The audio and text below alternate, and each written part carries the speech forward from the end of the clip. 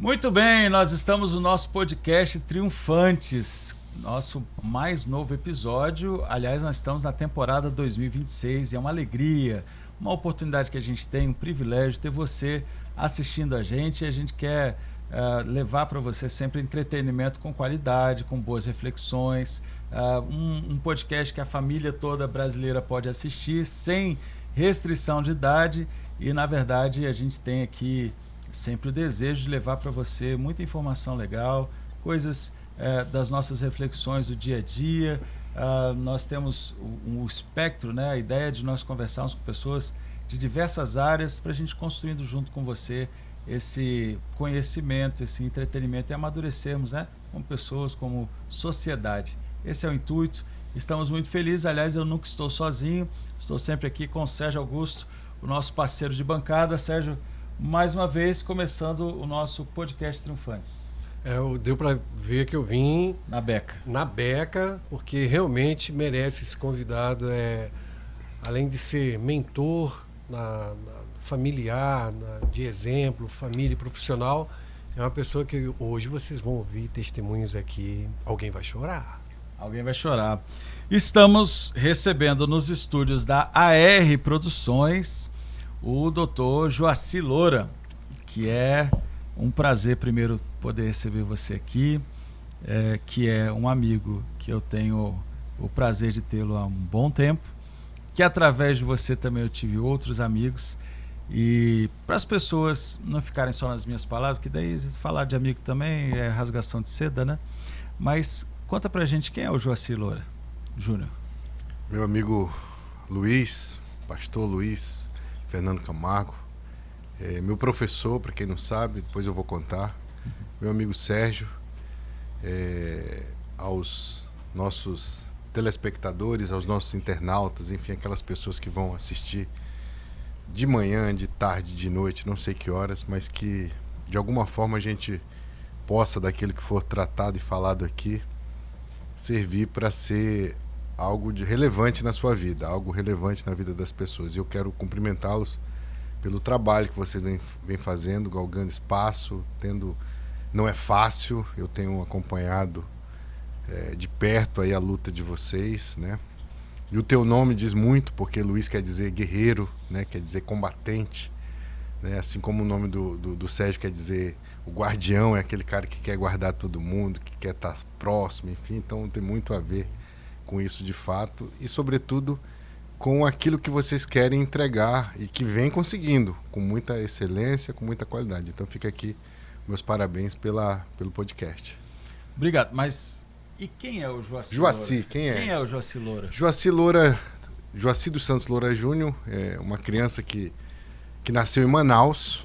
Não, pera, Manaus, Amazonas. Até ontem eu achava que era lá em Guajará. Não, eu nasci em Manaus, Amazonas, com 3 meses de idade, mais ou menos. Meu avô, Francisco Namor dos Santos, junto com a minha tia, Noêmia, foram me buscar ainda naquela antiga Varig Cruzeiro, né? Minha mãe, meu pai, enfim. Separaram-se e aí eu fiquei com meu avô por parte de pai, que era foi soldado da borracha, foi guarda territorial, depois virou policial civil da velha guarda, policial federal aí, civil, mas guindada federal. E fiquei com ele, cresci com ele lá em Guajará, aí sim, em Guajará-Mirim, com as minhas tias, tia Ruth, né, que eu mando um beijo, a própria tia Noêmia, que foi me buscar também aqui, eu mando um beijo, depois a minha tia Ismaelita, Lela, que também me criaram. Então eu tive várias mães, né, ao longo da minha vida. A mais marcante foi a minha tia Ruth, porque foi a que desde pequeno me criou, então cuidou. E quando eu tive noção de que, eu acho que falar mãe, eu acho que pela primeira vez eu falei para ela, né? E aí eu fui conhecer minha mãe com 9 anos de idade, Guilmar de Souza, que é quem eu amo também, de paixão, enfim. E aí muita gente talvez poderia ter um complexo, não fui criado pela mãe e tal. Não, eu penso o seguinte, eu tenho 4 mães que Deus me deu, né? E aí, ao longo da minha vida, deu mais uma que foi minha sogra. Minha sogra é uma mãezona também. Além da mãe dos meus filhos, Elane de Almeida, né? Que sou casado com ela já há quase 25 anos. Cresci em Guajará-Mirim, sob os auspícios aí da batuta firme do nordestino chamado Francisco Namor dos Santos, policial civil duro, da linha dura. E fui contemporâneo de Moy de Ferro, fui contemporâneo de João Pomba, de Sabazão, aquela galera realmente que não alisava ninguém. Né? Capitão Alipe, Tenente Aguinaldo. Então, foram essas pessoas que eu tive como referência ali, né, de saber fazer as coisas certas. E meu avô sempre me dizia que queria que eu formasse em Direito, enfim, mas não queria que eu fosse delegado. Porque delegada, polícia não era uma carreira, né? Queria que fosse advogado, qualquer outra carreira, mas menos delegado. E aí eu fui para São Paulo em 93, fiz o curso técnico de administração em Guajará-Mirim. Em 93 eu fui para Guajará, fiquei lá até o ano de 2000, já formado. Engatei uma pós-graduação, ia fazer uma pós-graduação na PUC. Mas meu avô, em 99, já com quase 80 anos de idade, na verdade, me pediu para eu voltar aqui para Rondônia, para Porto Velho. Ele já estava morando aqui em Porto Velho, já tinha saído de Guajará-Mirim morando aqui. Sob os cuidados dessa minha tia Ruth também, mais uma vez, ela sempre presente na minha vida. Ela e o meu tio saudoso, Misael Trajano Diniz, que também me criou como um filho. Sim. E aí eu vim com meu avô, já namorava a Elaine, e aí ele me pediu, papai está sentindo que não tem muito tempo de vida, eu queria que você voltasse. Logo depois da minha formatura, arrumei minhas coisas e passei na UAB, né, de primeira, graças a Deus, na UAB São Paulo. E aí, em abril do ano de 2000, eu entrei aqui em Rondônia só com meus livros, com minhas roupas no ônibus da Andorinha. Cheguei em Porto Velho e logo em seguida meu avô, de fato, montou um escritório para mim, sozinho, começando a advocacia, sem conhecer ninguém aqui em Rondônia. E aí, peguei um caso que era muito... No dia que eu entrei em Rondônia, lá em Vilhena, que tinha aquele posto para você tomar vacina. Sim. E tal, né? Eu parei lá para tomar, que o ônibus parou para tomar o café, enfim, aqueles 15 minutos lá, o pessoal se aciar, enfim. Aí eu vi os 3 jornais da época, que era o Diário da Amazônia, o Estadão do Norte e o Alto Madeira, com a capa, na capa, Polícia Federal prende presidente da Câmara de Candeias do Jamari. Todos os 3 eram a mesma foto, praticamente a mesma matéria, o mesmo texto. E aí eu pensei, falei, cara, eu tenho que pegar um caso assim que tenha repercussão. Não tinha internet, não tinha, né? O negócio era jornal, televisão e rádio, né? Outros tempos.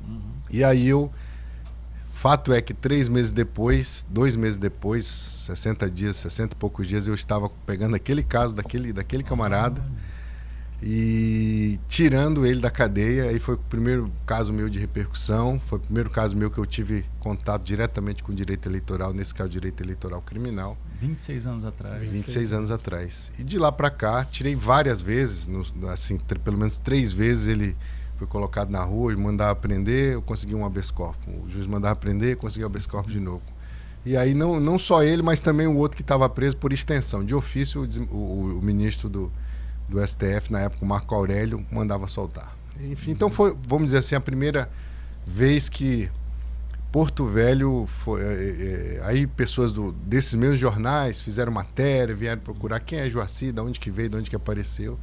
E de lá para cá fiz uma pós-graduação em Direito Eleitoral, entre vários amigos, Michel, Lúcio Salomão, mas especialmente Manuel Veríssimo, que era um dos líderes ali da turma.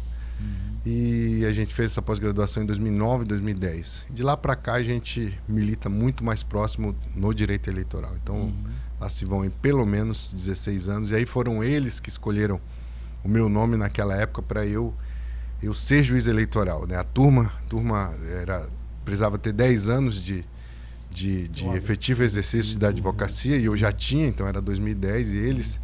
Eu não queria, falei, deixa isso pra lá, não quero saber disso não e tal, que história de ser juiz, não sei o que e tal.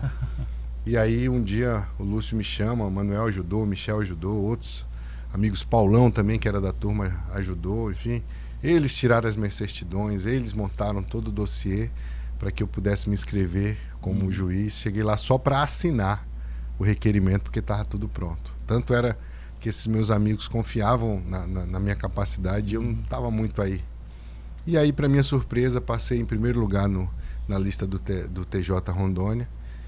Demorou 1 ano e 11 meses para essa lista ser efetivada, para eu poder ser nomeado como juiz titular do TRE Rondônia.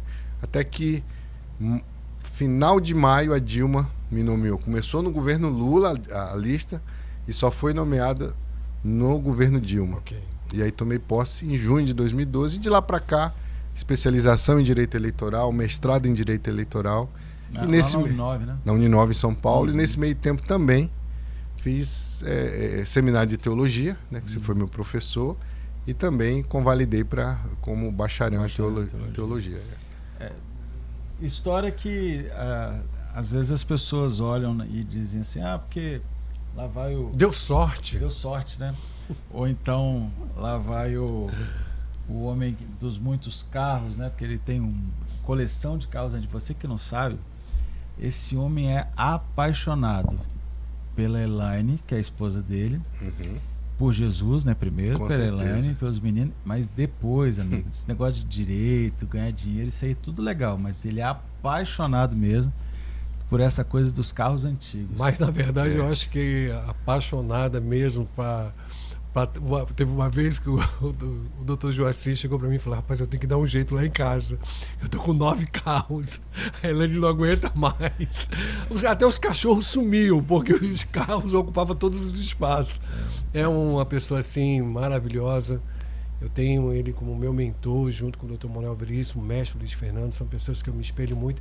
E há 10 anos atrás, eu não sei se ele vai lembrar desse episódio, e ele era a história de Jó, né? De ouvir falar. Hoje eu te conheço face a face. E todo mundo falava no Dr. Joacir, todo mundo falava, e eu vi ele passando na Assembleia. Eu trabalhei na Assembleia, trabalhei na Câmara de Vereadores, na época era com o falecido pastor Edésio, né?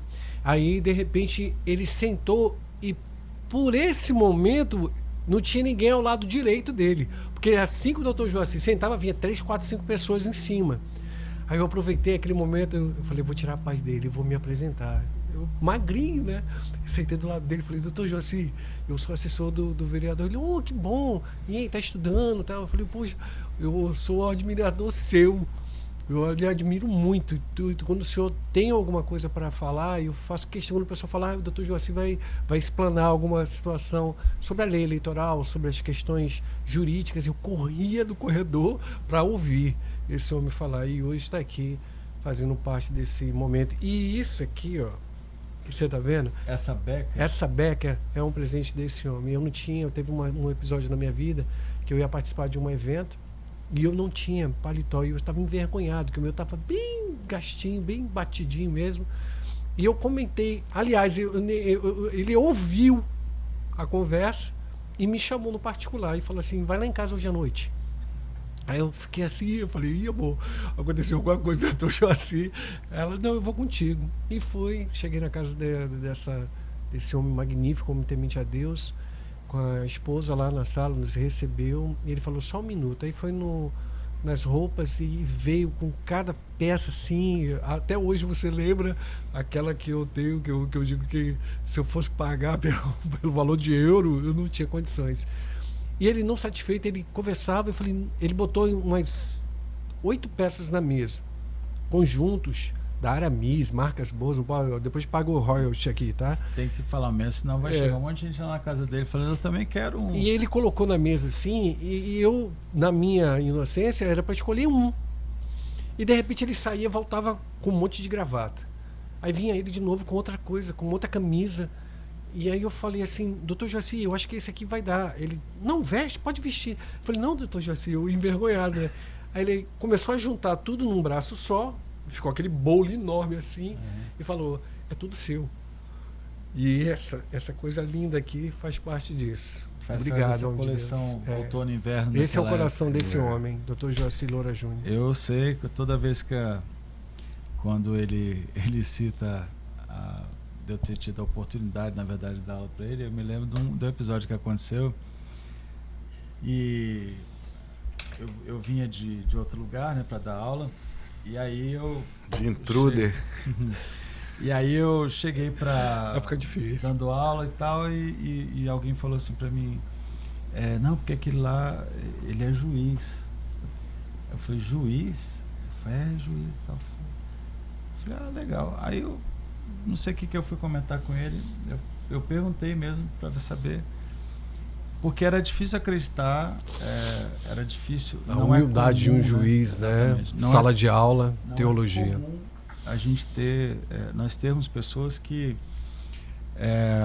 o cargo é só uma função de um tempo. Hoje nós estamos pastores, né? Hoje nós estamos operando direito em alguma coisa, ou administração, ou política, mas no final das contas são só funções momentâneas. Nós não somos isso, né? E é uma das coisas mais apaixonantes, na verdade, né? Que tem, Joaci, o respeito que a gente tem, a minha família também. Mais uma vez é uma grande honra receber hoje você aqui. Mas a gente não vai ficar nesse negócio de rasgação de seda, senão vai começar a derreter ali na tela. Pois você falou em família, eu também preciso, depois disso tudo que aconteceu na minha vida, eu corri o risco, vamos dizer assim, de não, né, continuar com o namoro, até porque foi mais de ano distante, telefone e tal. E aí até que, depois que meu avô faleceu no dia da justiça, meu avô faleceu, dia 8 de dezembro. E aí, no ano seguinte, 2001, a Helene trabalhava numa instituição bancária, consegui uma transferência dela. Ela veio para cá, minha esposa, e casamos em setembro de 2001. De lá para cá, são quase 25 anos, formamos uma família. Temos o Rodrigo, né, com 21 anos, faz engenharia elétrica, e temos o Davi, com 16 anos, que estuda também o antigo segundo grau para nós, né? E hoje também eu tenho o privilégio de ter meu pai perto, com minhas irmãs, né? Meu pai Joaci, com minha irmã Sofia e Vitória. E também o meu sogro e sogra, né? Seu Arley de Almeida e Dona Cleusa, que também... Teve o privilégio de batizar o seu pai. Eu tive o privilégio de batizar meu pai e meu filho, né? No mesmo dia, no mesmo tanque, na mesma hora. Amém. Aliás, a gente tem que dar honra a quem tem honra, né? E nós só estamos aqui porque tem pessoas que têm nos ajudado, mas muito mesmo, de verdade, porque quando você tem um excelente produto já validado pelo mercado, é fácil você investir. Agora, quando você ajuda, quando você investe, quando você fomenta algo que está iniciando e com uma abordagem diferente, tem que ser, de fato, valorizado. Nós queríamos muito, né, agradecer os nossos parceiros, começando pelo... Você conhece o Loura Júnior Ferreira Neto Associados Advogados? Já ouviu falar. Já ouviu falar, pois é. E nós, e um dos nossos parceiros do início, do zero mesmo, que apoiou a gente. Mais uma vez, muito obrigado por isso, por essa... Não só a mim agradeço, Manuel Veríssimo Ferreira Neto também é parte de tudo isso. Né? O doutor Manuel, queridão. Aliás, ontem à noite eu estava com ele. O vereador Adalto de Bandeirantes também, que é outro parceiro nosso, também da mesma forma. É alguém que olhou e falou assim, eu acho que ele olhou e falou, vocês são doidos, né? Mas vamos lá, vamos acreditar loucura, nessa nossa loucura. Mais uma vez, vereador Adalto, obrigado por tudo, né? Não só pelo apoio, pelo patrocínio, mas pela amizade que a gente tem, sempre honrando as pessoas próximas. A gente aprende muito com isso também. Estava com ele hoje também. Estava com ele hoje? Excelente vereador, que tem feito um trabalho fantástico. Um cara diferente, né? E o doutor Tiago Barnabé, né? O doutor Tiago Barnabé, saúde, emagrecimento e longevidade. A gente sempre ouve falar de médicos que atuam nessa área, mas igual a ele eu te garanto que não tem. Você precisa ligar lá na clínica, agendar. Quero telefone depois, viu? Você vai ficar... Médico sem tortura. Eu tô, assim, minha esposa há 15 anos, a minha família, né, há mais de 16 anos, é acompanhado pelo Dr. Tiago Barnabé. A entrevista dele, todo mundo falou que entrevista maravilhosa. Nós fizemos tudo aqui para provocar ele com tinha refrigerante triunfante zero. Eu vi também Red Bull, né? Zero. Tinha tudo zero para ele. Foi maravilhoso. E ele foi explicando. Doutor Barnabé, mais uma vez, muito obrigado. E lógico, nós estamos aqui no ambiente abençoado, né, da AR Studios, nosso amigo Alex. Doutor Joaci, então vamos lá, depois desse momento fofo, como diriam. Nós estamos vivendo hoje na política nacional, pelo que eu ouço dos analistas, um dos momentos mais desafiadores desde a redemocratização do Brasil. Mas quando a gente ouve esse tipo de manchete, a maioria das pessoas, talvez você que está nos assistindo aí, você não saiba, você não perceba. Qual é o grande desafio hoje desse processo político nacional que nós temos? Qual é o grande desafio? O que está errado?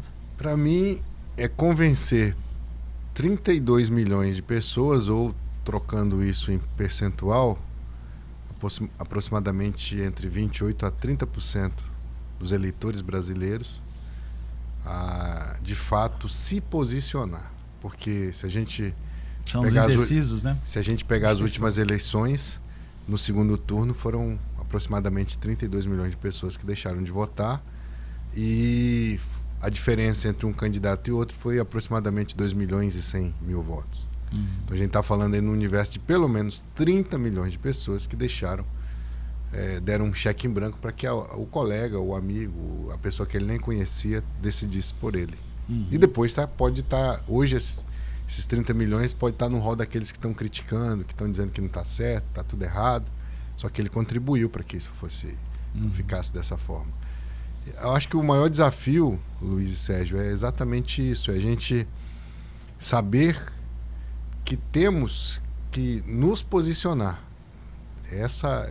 Tem pessoas que é o cara que está em cima do muro, o cara que é o isentão, o cara, não vou falar disso porque isso me traz aquilo, eu não vou tocar naquele outro assunto porque, né, eu faço também, participo de um programa de TV muito conhecido, né, o Papo de Redação na TV, com os dinossauros, né, comandado pelo jornalista Everton Leone, que tem uma audiência absurda e que muitas vezes ali se fala sobre coisas, e é ao vivo, né, enfim. Claro.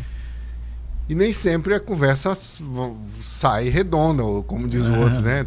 Tem hora que script, né? Vai para lá, vai para cá, até porque não tem script, né? Sim. O script é não ter script ao lá, vivo, né? O Sérgio já foi lá, sabe como é que funciona, junto com a Adalto, inclusive. E aí a gente percebe isso. Tem muita gente que, infelizmente, nesse momento, ele não se posiciona ou quer se posicionar. E aí as pesquisas eleitorais, que a pesquisa nada mais é do que um retrato do momento, não pense você que pesquisa eleitoral que está acontecendo agora, ele vai retratar daqui 6 meses o que de fato está acontecendo. Fotografia, né? É uma fotografia do momento. Né? Tem muita coisa para acontecer, claro, daqui até as eleições. Mas a gente precisa, eu acho que aí é quando vem a questão do voto mais consciente, de eu poder entender, de fato, eu sempre fui, eu acho que você, como meu professor de filosofia no seminário de teologia, a gente sempre teve uma postura a partir de, eu sempre fui uma pessoa que defendi a classe política. Não é porque é político que é ladrão, não é porque é político que é corrupto. Né? Inclusive contra alguns outros professores que entendiam que não, virou político, virou ladrão, como se virasse uma chave, né? Até que um dia eu perguntei desse mesmo professor que atacava tanto, falei, professor, mas vamos imaginar que a igreja ele escolhesse como o representante. Não, mas vamos, hipotético, vamos conversar aqui. Só um exercício de pensamento, até de viagem, né? Mas se a igreja ele escolhesse, uma escolha, inclusive viesse o bispo e falou, nós conversamos aqui, você será o nosso representante. Você é uma pessoa boa de oratória, tem muito conhecimento, tem uma capilaridade muito grande, então será você. Tudo isso que o senhor está falando dos políticos, eu poderia colocar na sua pecha? Não pode. Eu falei, então, professor, é exatamente isso. Eu sei que depois de muitas discussões ele já tinha um pensamento mais, vamos dizer assim, menos agressivo em relação à política. E Luiz e Sérgio, eu penso que é isso. A gente hoje vive um momento de posição. O país, de fato, desde a redemocratização lá em 88 para cá, da Constituição, a gente vive um momento crucial, porque talvez é um momento em que as instituições elas estão sendo testadas, algumas negativamente.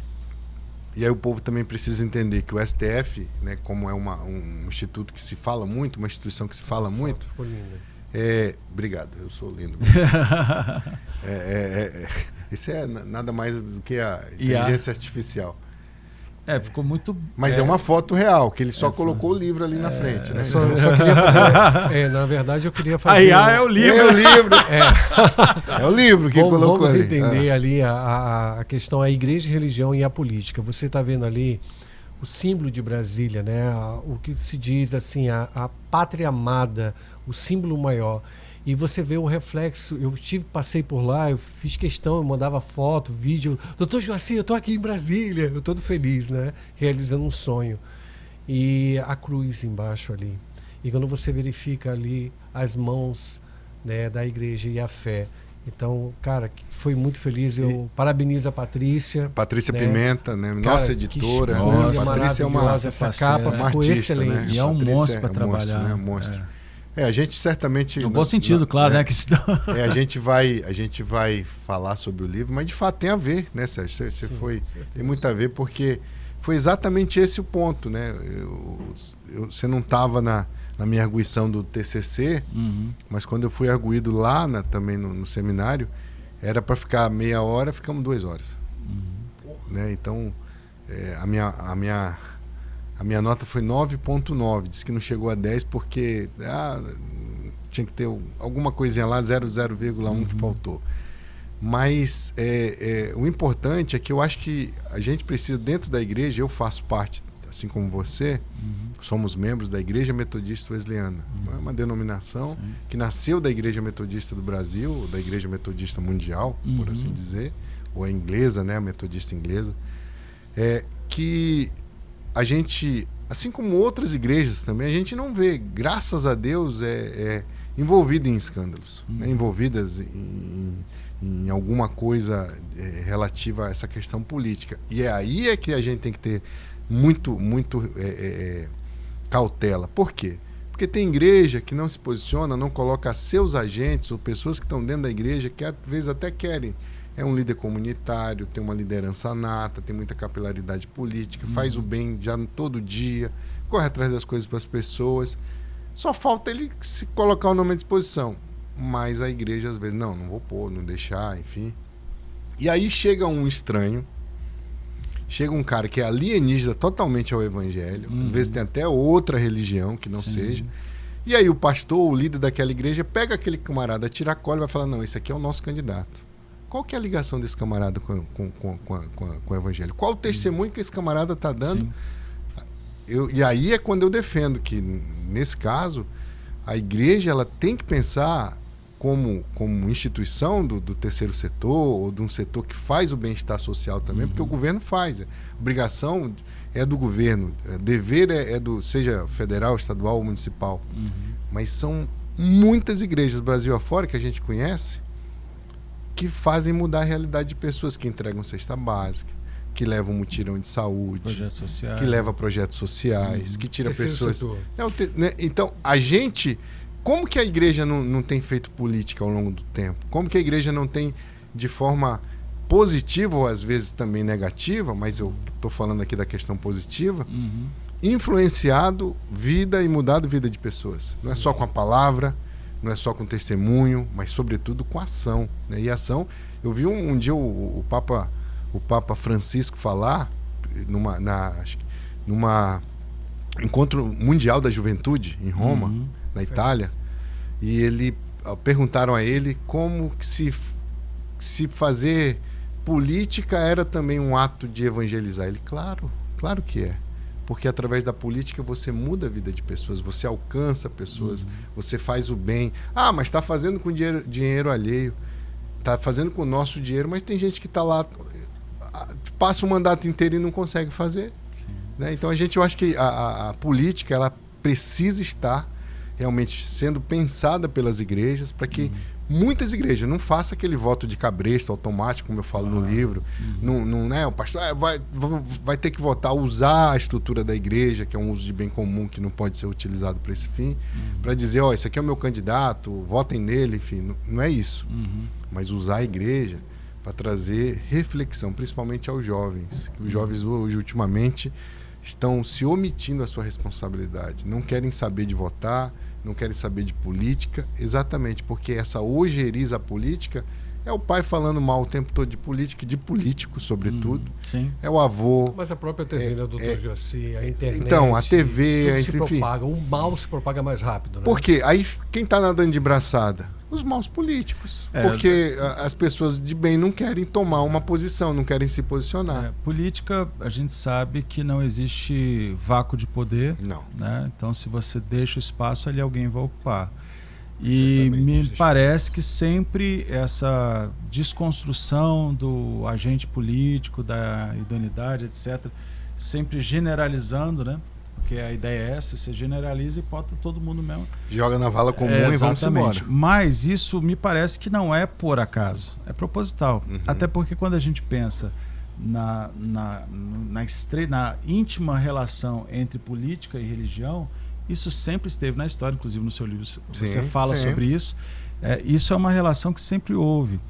Dentro dos instrumentos de controle social, né, do CAIM, a gente tem a religião, nós temos a segurança, né, as instituições de segurança, e a gente tem a religião, enfim. Nós temos isso como um basilar para a sociedade. Sempre foi assim e sempre vai ser. Agora, dependendo da forma que se utiliza isso, ou seja, dependendo da forma que eu tenho interesse em utilizar isso, e aí a gente tem nos últimos 40, 50 anos, porque antes a igreja, inclusive, era mais ativa politicamente. Dos 40, 50 anos para cá, 30 talvez, nós perdemos essa discussão, no bom sentido, da reflexão dentro da igreja, e automaticamente nós permitimos que esses outros agentes estranhos, que parecem, né, parece, mas não é. Parece né? Aquele antigo Denorex, para quem não conhece, né? Parece, mas não é. Exatamente. E aí, nem sei se existe mais esse.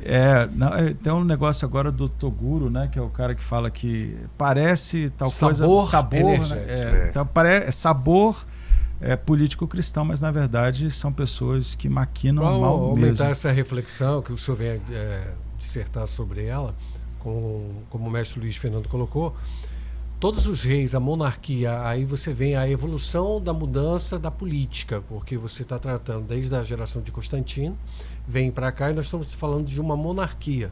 As cruzadas, dentre outros, que a história vem, os filmes vêm, e você em busca da filosofia, você vai entender que tinha do lado de um grande rei, um grande filósofo, e um papa, a religião.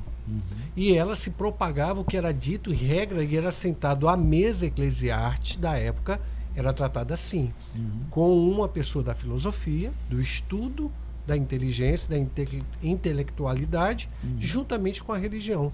E o rei tomava as decisões nesse amparo legal. A palavra final era dele, mas nenhum rei era coroado por ninguém mais do que o próprio bispo ou o próprio papa. Exatamente. E aí é o que o imperador de Roma, Ciro, salvo engano, ele viu essa exata. Ele estava perdendo espaço, o cristianismo crescendo, apesar de Constantino, apesar de tudo que era feito. E aí ele, vamos dizer assim, colocou a igreja junto do Estado. A partir daí, até para mostrar, ele era monarca, ou quem depois os que os seguiram, vários estados copiaram isso. Sim. Ele era monarca porque era quase que uma indicação divina.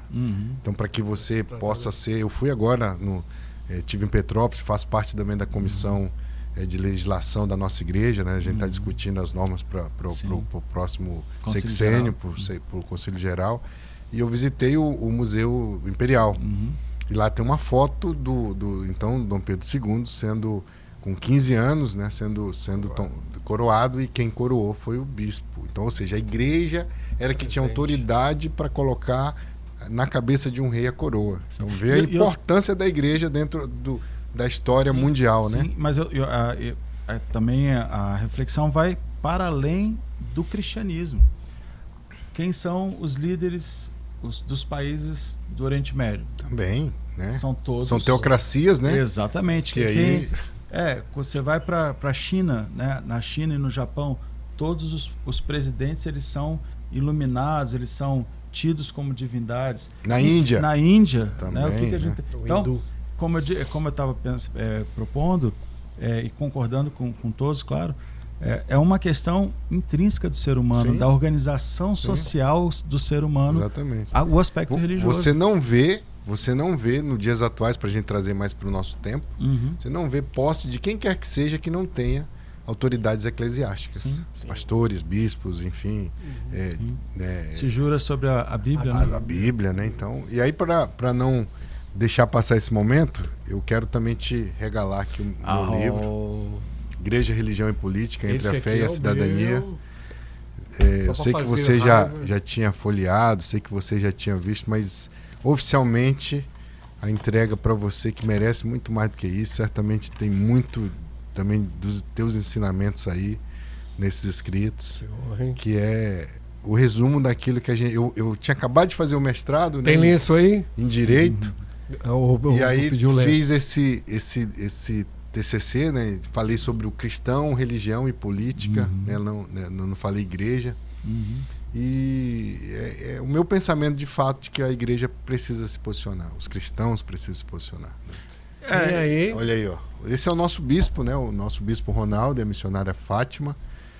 É o bispo Ronaldo, num dos cafés com oração, porque o nosso escritório também, o Loura Júnior Ferreira Neto, e aqui ainda estava, na época que a gente estava montando sociedade, seria Loura Almeida e Ferreira Neto. Almeida é Elaine, então a gente faria a junção. Olha esses guerreiros E caveiros. aí somos legendários, né? Eu sou legendário 143744. O Manuel eu entregando para o Manuel um sneaker, eu voltando agora, eu servi no último top aqui em Porto Velho, do Destemidos Pioneiros, no 1570. 3 dias lá dentro da mata, enfim. Quando eu voltei, guardei um chocolate para ele. E para quem é legendário sabe, tem muito de honra isso, né? Certeza. E aqui os nossos cafés com oração, que você já foi ministrar, que o Sérgio também já falou, e que não perde, né? Meu pai ali de camisa laranja, meu filho aqui, né? Rodrigo, Manuel, Ramon, enfim, toda a Giselda, enfim, todo o pessoal do escritório. Tivemos já ministrações de pessoas como o Dr. Oreste Muniz, por exemplo, agora pastor, né, da Igreja Assembleia de Deus. Muito nos honrou, foi uma aula, né? Minha irmã ali, a Vitória, a Sofia, a Vitória, eu acho que a Sofia não está aí não, só a Vitória mesmo, só a Vivi. Meu pai, meu filho, né? A gente trabalhando comigo aí, foi num avião que a gente estava indo. Olhando essa foto assim, eu pensei que era o senhor que estava pilotando. Não, o piloto estava lá na frente, a gente estava de costas. Legal. E lá no escritório, né, o William, o Stanley, a Giselda, enfim, ali a gente tem aproximadamente um grupo aí de 7, 8 advogados que estão conosco, né, ali. E a gente tem um trabalho exatamente nessa área pública, né, de direito eleitoral, um ano de eleição, que certamente nós vamos trabalhar nessas eleições aqui do estado de Rondônia. Com certeza. E aí a gente fala nós estamos falando sobre uma ideia de política nacional,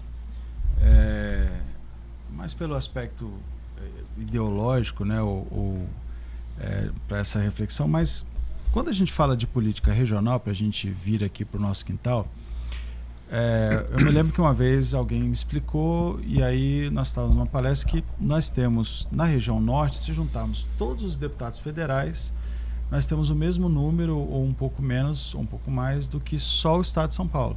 São Paulo são 75, 76, se não me engano. E aqui no estado do norte são 60 e poucos. Isso, não chega a São Paulo, se quer. Então, a reflexão é que é importante nós entendermos sobre política nacional, é importante nós conversarmos, nós entendermos, discutirmos, só que nós precisamos lembrar que a política nacional, a nossa política doméstica aqui de Rondônia, tem pouquíssima influência na política nacional. Em torno de 1%, os eleitores, o eleitor de Rondônia vai mudar alguma coisa no Brasil? Não. Não, absolutamente nada. A gente tem que reconhecer isso, não é desvalorizando os nossos eleitores, das pessoas. Longe disso, sendo...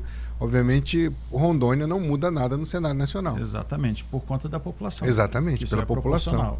Economicamente, nós somos, inclusive, isso prova, inclusive, a eficiência, né? Mas, quando a gente pensa na política aqui local nossa do estado de Rondônia, e nós estamos olhando para as eleições de 2026, cada semana parece um episódio novo de uma série imperdível, né? Imperdível, né? Você acorda e muda tudo. Sim. Qual é o cenário? Como que a gente está hoje, com a fotografia de hoje, enxergando essas eleições, tanto majoritária quanto surpresas que a gente pode ter nas proporcionais? A gente vai ter muitas surpresas, eu penso, ao longo dessa saga aí, principalmente do caso do Banco Master, porque está se vendo que Daniel Vorcari era uma pessoa que tinha proximidade com pelo menos 2 ministros lá do STF, que de fato isso já ficou mais do que... Ficou até constrangedor para a corte, né? Um largou a relatoria, que foi José Antônio Dias Toffoli, o outro trocando mensagens com ele, inclusive no dia da prisão, Alexandre de Moraes.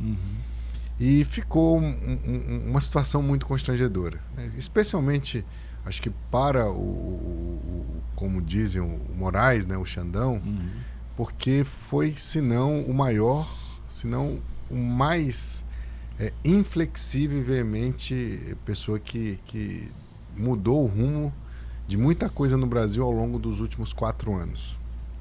E eu digo isso porque no meu mestrado eu tive uma aula com o Alexandre de Moraes. E isso em 2019, antes de acontecer toda essa situação. Cara, e um cara extremamente brincalhão, sabe? Sem, pelo menos lá durante o ambiente de aula, assim como eu tive, bom que se diga, com outros 6 ministros do STF, né, também. Ele foi um dos mais brincalhões, assim, de dispor ideias, de tratar, enfim, de deixar mais à vontade o aluno. E não tinha, naquele momento, sinceramente, nenhuma ideia, nenhuma tese, assim, de eu vou fazer isso, vou fazer aquilo, né, de ser uma coisa mais translocada, assim, ou ser mais radical. Não, ao contrário. Agora, o que tem acontecido nos últimos anos é que as pessoas também, isso a gente precisa divisar, Luiz e Sérgio. O STF, ele não é uma corte que vai fazer a vontade popular. Muita gente, porque o STF tem que fazer a vontade popular. Não esqueça, nenhuma corte constitucional vai fazer a vontade do povo, porque nem sempre o povo pensa como deve ser pensado a questão jurídica. Sim. Uma coisa é o sentimento de todo mundo, outra coisa é a questão legal. Os juristas são melhores do que o povo? Não, não é isso. É porque muitas vezes o povo é influenciado a ter um viés que não é aquele que diz a lei. Doutor Joaci, me permite uma parte, aqui, uma pimentinha. O senhor já era conhecido pelo nome, né? Eu conhecia de ouvir falar de um amigo ou outro. E não tinha mídia, o senhor não era a pessoa da mídia como é hoje, há quase 7 anos, ou até mais de 7 anos na mídia, então todo mundo sabe quem é o Dr. Joaci. Eu acredito muito que isso favorece o senhor, junto com a bancada lá dos Dinos. Um abraço ao Everton Leone, um comunicador maravilhoso. O senhor tira várias dúvidas ali, as pessoas participam diretamente.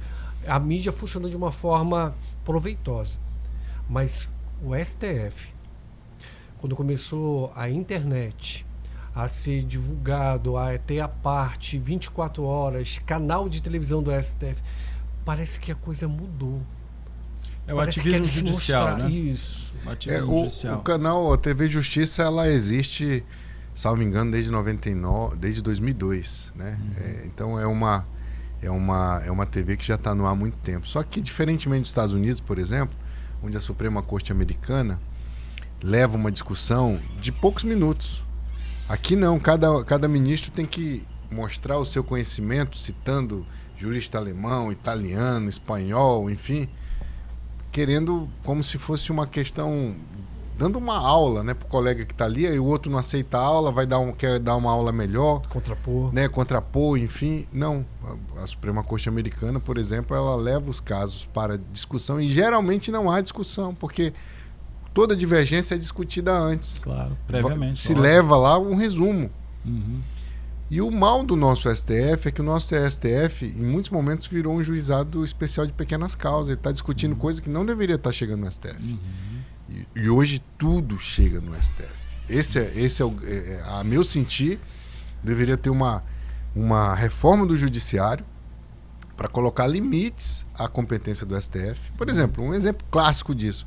O STF mudou a competência dele para dizer que ele votaria casos de ex-presidentes faltando uma semana antes de receber ou não a denúncia do Bolsonaro. Ora, causuístico mais do que isso? Né? Então a gente do Banco Master mesmo, né? Ele não tinha que estar julgando o caso também, do Banco por quê? Porque diz que tinha um deputado federal que estava supostamente envolvido, depois descobriu que era um contrato de um deputado federal, que tanto é que nem se fala mais nesse deputado federal. Fala mais. Ele sumiu. Né? E aí a competência que estava com um juiz de primeiro grau, de um juiz federal, foi lá para cima para o STF. Então, penso que esse novo, e aí é que vem a responsabilidade dessa nova bancada que nós vamos eleger. Vamos eleger 2/3 do Senado Federal. É isso que eu queria entrar. A questão nós somos um estado com 8 deputados federais apenas, mas igualitariamente são 3 por estado, dos 27 do Brasil, cada estado tem 3 senadores. E você chega hoje nesse jovem, eu vou botar assim, de 16 anos, que é o direito do voto, até 25 anos de idade, e perguntar quantos votos você pode dar, quantos senadores podem ser votados esse ano, em 2026, eles não sabem. Eles não sabem quantos anos, mas ele ficou 8 anos.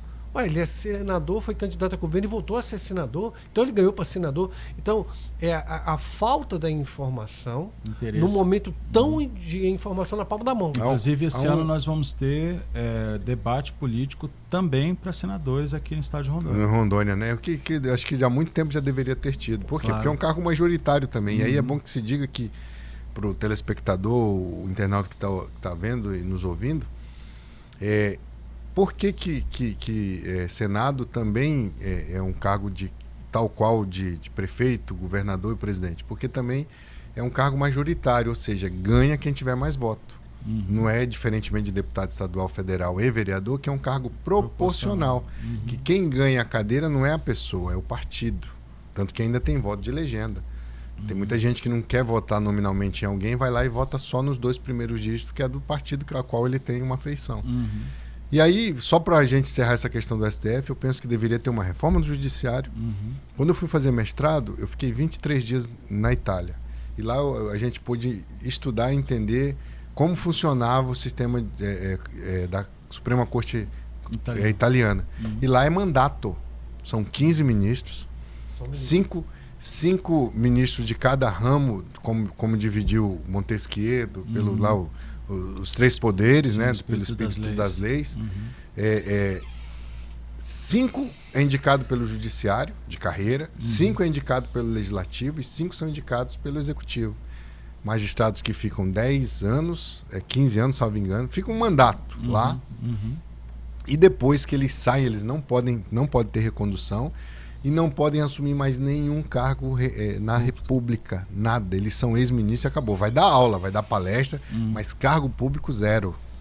Zero. Aqui a gente vê... Não, essa coisa do ministro ter escritório de advocacia ligado a parente, isso é o fim do mundo. Exatamente. Escárnio, né? Essa é uma situação que a gente precisa realmente rever. Acho, e aí penso que passa por uma necessidade de a gente escolher bem. Por quê? Porque nesse momento é um momento que a gente tem para ter uma emenda constitucional, porque isso pode ser discutido por emenda constitucional, não precisa ser o constitucional ali numa Constituição onde vai se discutir a questão originária, mas sim a derivada, e aí pode ser discutido, pode ser implementado dessa forma. E não só isso. O Senado Federal pode ser testado. Já houve uma cassação, já houve um impeachment, mas que na verdade ele renunciou antes, mas de fato ver se o Senado Federal vai poder cassar ou não o ministro do STF. Daí porque a importância de escolher uma bancada de senador muito forte. Como disse o Sérgio, o Senado é a cúpula, para quem não sabe, que está no livro, essa cúpula que está aparecendo, a cúpula aberta, é a Câmara dos Deputados.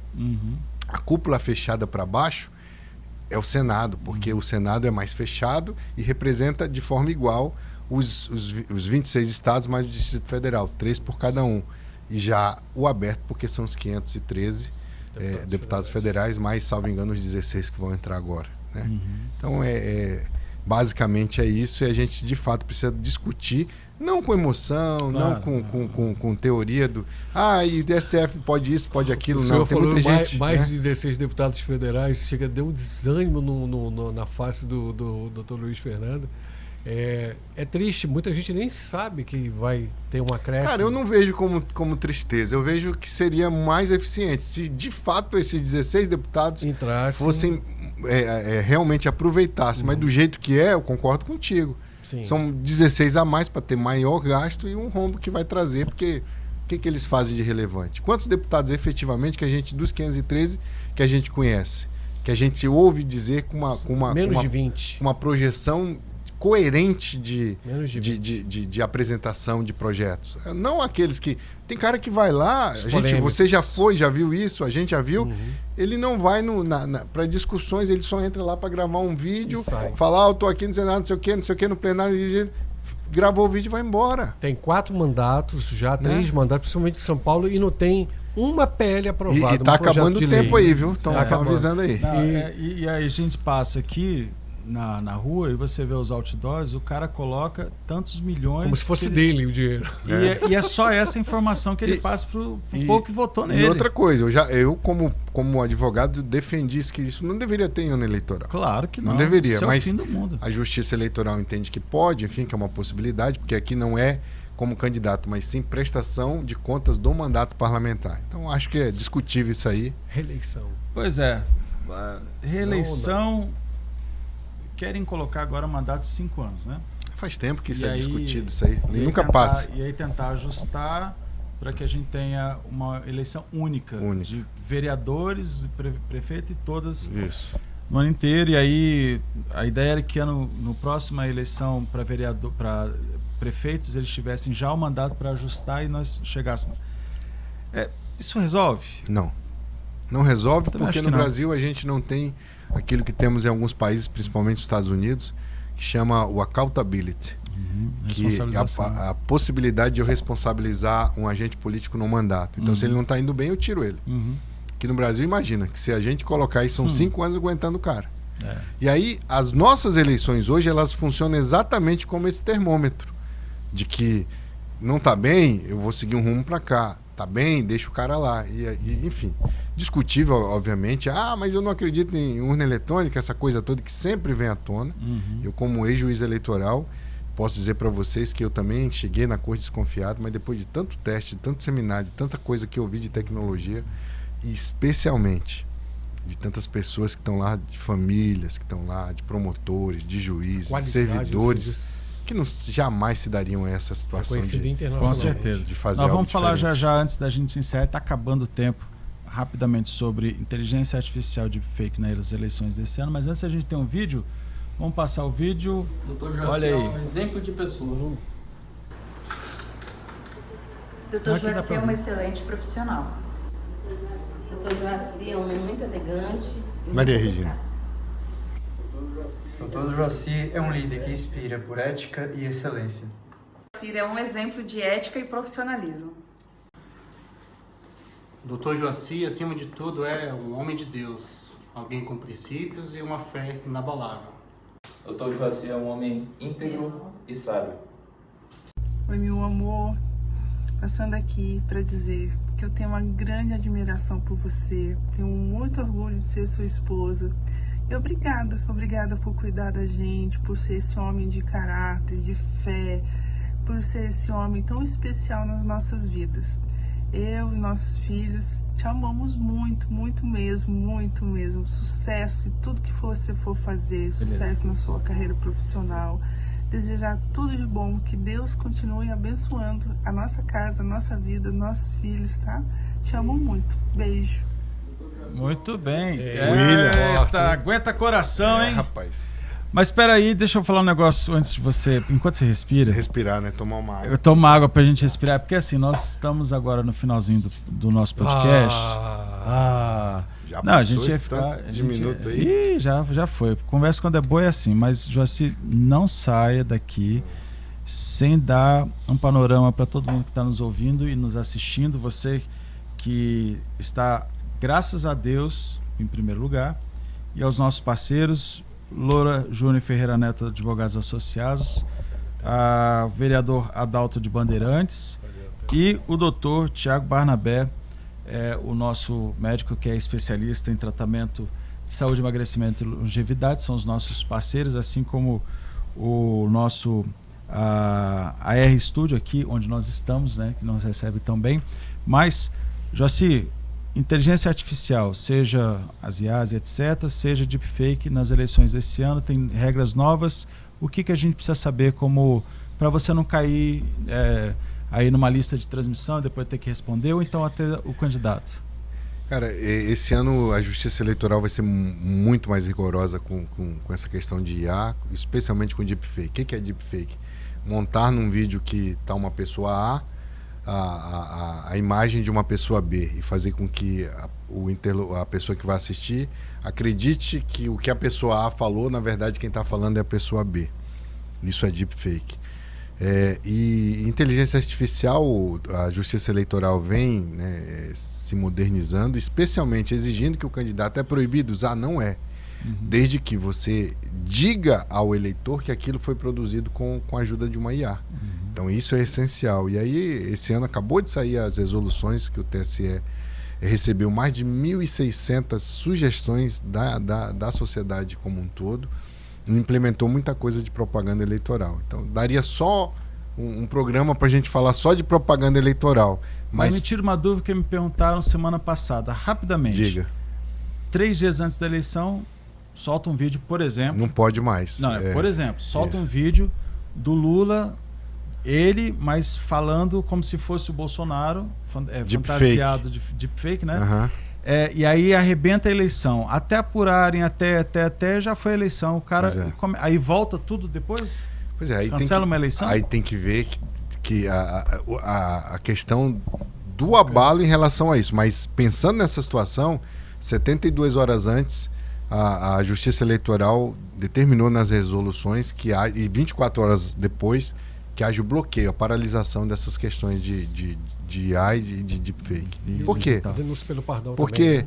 Porque, de fato, não tem mais como você, depois de um tempo... É a mesma coisa que ela... Tirou o gênio da lâmpada, você não coloca mais. Então, enfim, mas aí é que tá... A gente precisa ter um pouco mais de cultura, a gente precisa estar ligado em muita coisa. O brasileiro tem uma pesquisa que fala que, incluindo Cinderela, Peter Pan, Chapeuzinho Vermelho, ele lê aproximadamente 2,8 livros por ano. E aí onde que fica a cultura? Onde que fica a questão do conhecimento? Sim, né? A gente fala isso aqui para você que está aí, podcast sim. A gente fala sobre a importância de ler e 2 livros, uma proposta. 3 livros tu lê o quê? Por semana, né? Né? Às vezes, por né? Aí. Pois é, né? Então... Dr. Joaci Loura Júnior, mais uma vez um prazer imenso ter você aqui. Obrigado mais do que as palavras, do seu tempo, a gente se sente privilegiado e prestigiado, né? E queria que nesses últimos instantes aqui você pudesse deixar uma mensagem aí para todos que nos assistem e que admiram o seu trabalho. Tem muita gente que faz isso. Quero agradecer, mas eu não poderia deixar de primeiro também agradecer a toda a equipe do escritório, todo mundo que falou aí, desde o William até a Maria Regina. Da minha esposa, Elaine, advogada, empresária, né? Vem aí novidades aí no ramo da Cooks. Não só na cooks. cafeteria, né? Vem uma novidade aí já. Show de bola. Igreja, eu quero aqui mandar um abração, um beijão pro meu pastor Calegari, Sebastião Calegari Filho, pastor Eric, meu pastor de sempre, pastor Marcelo Marinho, né? Sempre nosso uma bispo pessoa, Ronaldo, né? Nosso bispo Ronaldo, enfim, tantos outros pastores, reverendo Valdemar Marinho, tantos outros, Miguel, enfim, né, da nossa denominação. Sim. Mas o que eu poderia falar, deixar para que você que está aí se posicione. Não deixe que pessoas, nesse ano, nessa eleição, tome a frente, tome a rédea daquilo que você pode fazer. Não seja o isentão da vez. Tome um posicionamento, porque se o Brasil hoje está ruim, tem muita gente reclamando, pode ser que ele fique pior ainda. E aí, se a gente está na minha e na sua mão, na consciência e no coração, porque o voto começa no coração. Sim, né? A intenção. E a gente precisa realmente se posicionar. Como cristão, como Provérbios fala, quando um mal governa, o povo geme, né? Exatamente. E aí, tomara, eu estou cansado de gemer. Então me ajuda aí um pouco para que a gente possa ter gente boa para nos administrar, nos governar. E obrigado pelo convite. Estarei aqui tantas e quantas vezes vocês me convidarem. Nós que agradecemos, Sérgio. Nós estamos saindo correndo. Isso. Lembrar você que falou sobre questão de voto, em maio é o último prazo que você tem para... 6 de maio. 6 de maio para atualizar seu título. Mais uma vez, muito obrigado, Sérgio. Só muito obrigado. Obrigado por Valeu, Sérgio. aceitar mais esse convite e por acreditar nesse projeto Podcast Triunfantes. Nos vemos no próximo episódio, nessa temporada 2026. Curta, comente, compartilhe aqui embaixo. Nos vemos no próximo. Deus abençoe. Amém. Obrigado.